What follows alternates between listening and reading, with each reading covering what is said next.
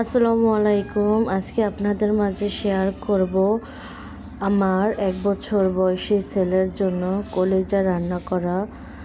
এইভাবে কলিজা রান্না করে দিলে বাচ্চারা খেতে খুব পছন্দ করে, তাই আমি হালকা লবণ দিয়ে কলিজাটা ভালোভাবে সেদ্ধ করে নেব। কলিজার ভিতরে অনেক রক্ত থাকে জমাট বাঁধা। আর এই যে দেখুন, কলিজাটা সিদ্ধ করে ভালো করে ধুয়ে নিয়েছি। এরপর ভালোভাবে চটকিয়ে নেব। চটকিয়ে নেওয়ার পরে সামান্য তেলে কুচি কুচি করে পেঁয়াজ কাটা দিয়ে নেব, ভালোভাবে নেড়ে চেড়ে নেব। এইভাবে কলিজা রান্না করে আপনাদের বাচ্চাদেরকে আপনারা খেতে দিতে পারেন। যারা ইউটিউবে আমার ভিডিওটি দেখছেন তারা ইউটিউব চ্যানেলটি সাবস্ক্রাইব করে রাখুন নিত্য নতুন ভিডিও পেতে, এবং যারা ফেসবুকে দেখছেন প্লিজ পেজটি ফলো দিয়ে রাখুন। এরপরে সামান্য রসুন কুচি দিয়ে সামান্য রসুন কুচি দিয়ে ভালোভাবে নাড়াচাড়া করে নেব।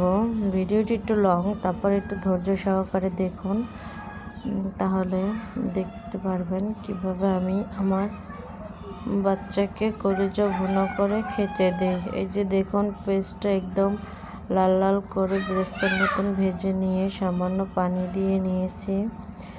এরপর পেস্টটা কিছুক্ষণ কষিয়ে নেব।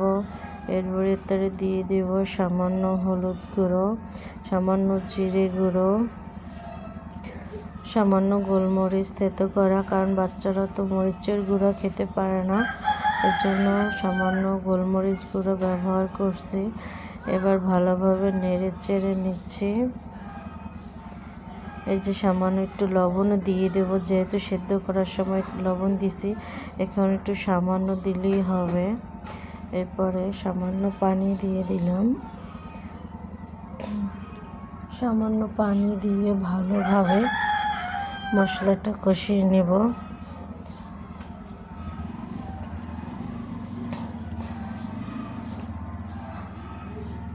মশলাটা এই যে দেখুন আমি কষিয়ে নিতেছি। এর ভিতরে কলিজাটা দিয়ে দেব।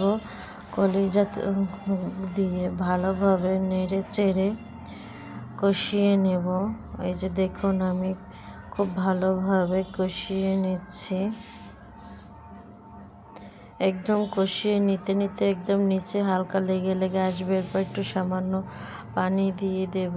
সামান্য পানি দিয়ে ভালোভাবে কষিয়ে নিব।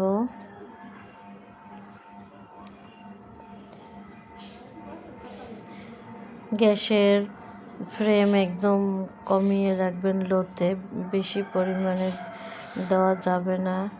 এরপরে যে দেখুন ঢাকনা দিয়ে ঢেকে এই যে প্রায় হয়ে আসছে। এই যে লেগে লেগে আসছে, এই যে হয়ে আসছে। এরপরে নেড়ে চেড়ে নিব ভালোভাবে। এরপর একটি বাটিতে উঠিয়ে নেব। এভাবে বাচ্চাদেরকে খাওয়াতে পারেন, ভাতের সাথে মিশিয়ে খেতে পারেন। এভাবে খেতে দিলে বাচ্চারা খুব ভালো করে মজা করে খাবে।